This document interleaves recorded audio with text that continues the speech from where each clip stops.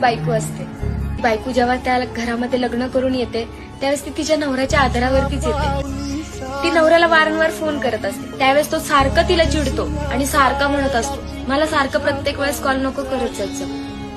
ती स्वतःला समजवते. तो घरात येतो त्यावेळेस तो मोबाईल मध्ये असतो म्हणून ती समोर त्याच्या जाते आणि म्हणते, 2 शब्द माझ्याशी बोला. तो म्हणतो, काय आहे? तुझ्या पदराला बांधून बसव असं तुला वाटतं का? त्यावेळेस ती स्वतःला समजवते. काहीतरी हवंय, तिला काहीतरी खाऊ वाटतं हे ती त्याला सांगायला जाते. तर त्यावेळेस तो म्हणतो, मी येणार नाही, मी माझ्या मित्रांबरोबर पार्टी करायला बाहेर चाललो, तू तुझी जेवून घे.